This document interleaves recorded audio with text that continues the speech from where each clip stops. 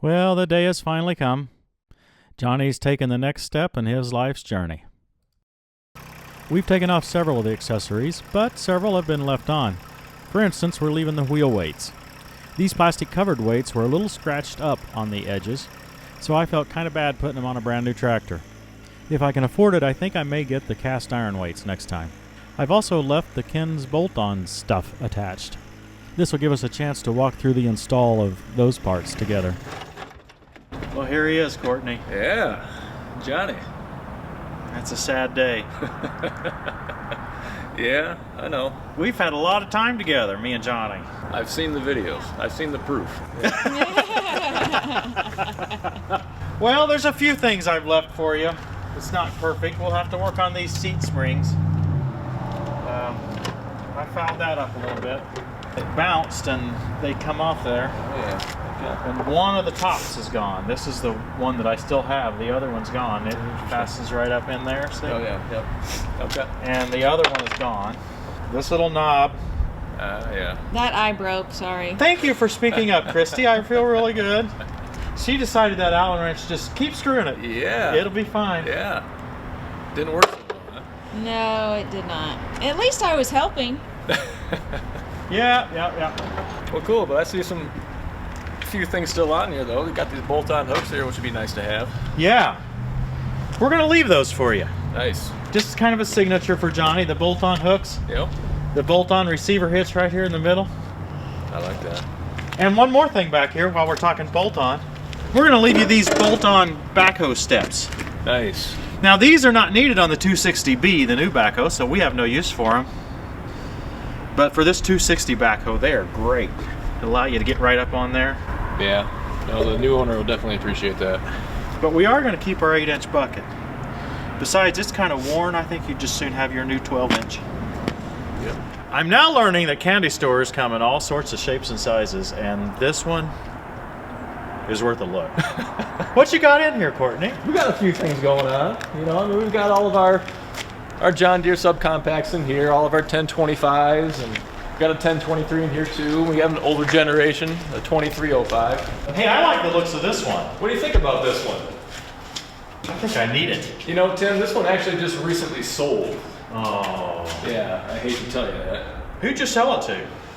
I don't know, it was just initials. It was TT, there's a lot of T's. It was T, maybe there's another TTWT. I think that, yeah, I think that's it. I've heard of them. Yeah, me too.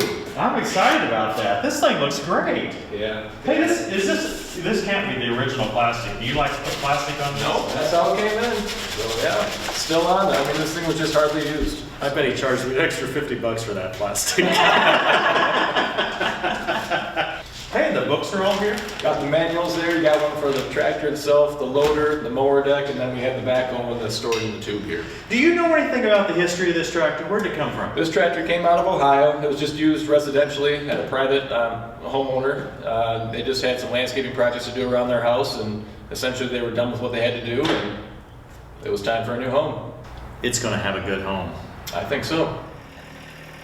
This thing is spotless. I like that 0% financing as well as the next guy, but wow, you can get some good deals on the used ones too. Okay, I'm gonna like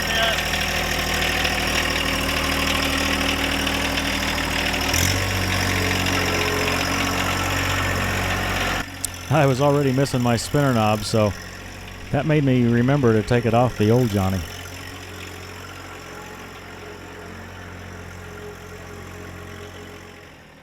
The 260B backhoe looks significantly different than the older 260. We obviously don't have any impressions of its behavior yet, but we will. Give us time and we'll let you know. Same is true with the 60-inch deck. Several of the controls have changed, maybe moved slightly, or the plastic or the corresponding indicators have been changed. Just small changes to make the machine easier to use.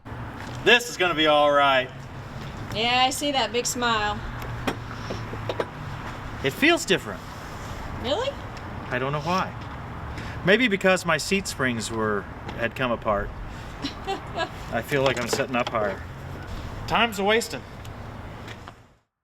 I've got a post on my website describing my opinion about which backhoe bucket or buckets to choose. I really like the 16-inch bucket, and since it has the same number of teeth as the 12-inch, I don't think it will be any less effective on hard ground. For trenches, it's nice to have something narrow, either the 8-inch Deere bucket or the B-expanded trencher bucket.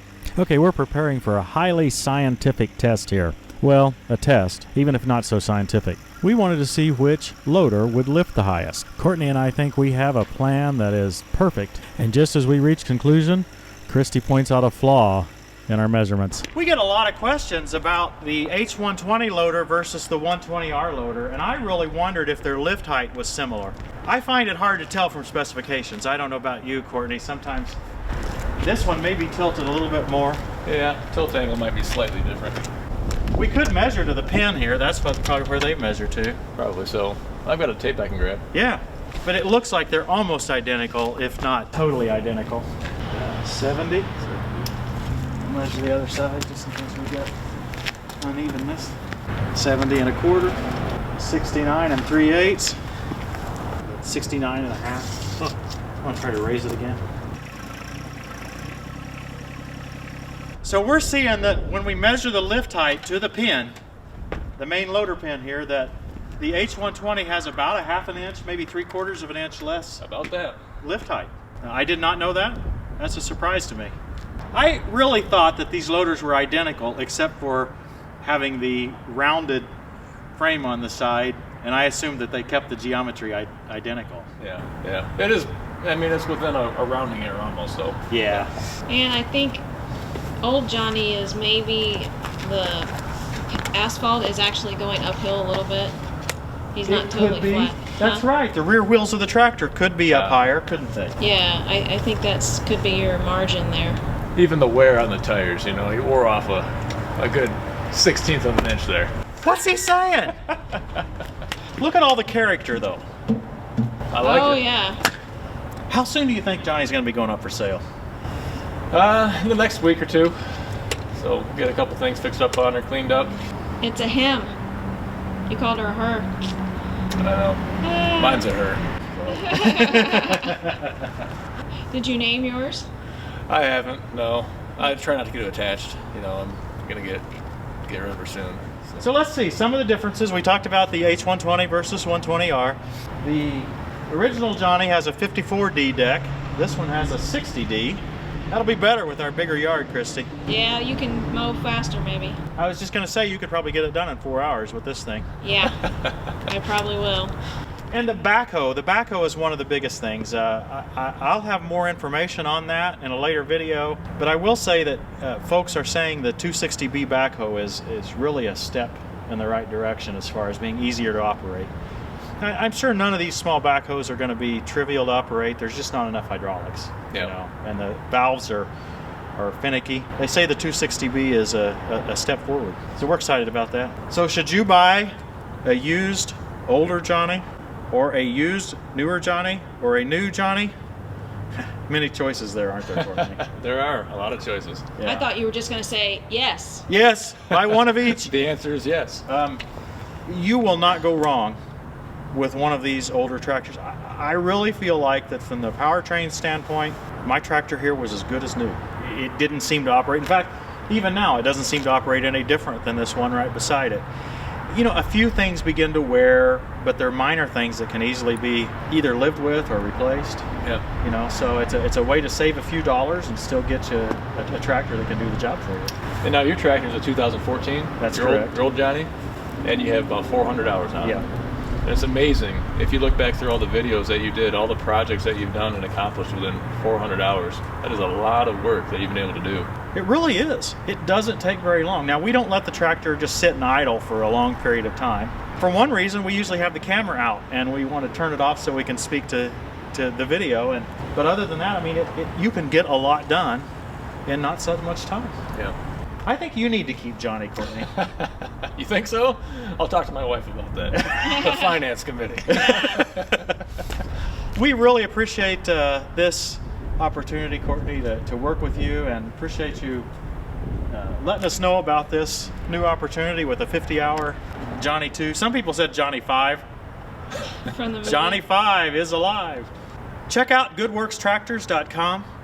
You have an up-to-date list. That list is totally up-to-date, right? About what's for sale, what's recently sold. Yep, it's updated daily. There's several. You've probably got 15 tractors here right now. More coming. You said that there's another load coming in very soon. There are, yep. And I think you just sold 2 this morning, right?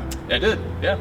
Hurry up, guys. Yeah. GoodWorksTractors.com. Take a look at our website, TractorTimeWithTim.com, and we'll see you next time on Tractor Time with Tim. Boy, he speaks fast. Yeah. You know, these northerners. I do. Yeah. Sorry.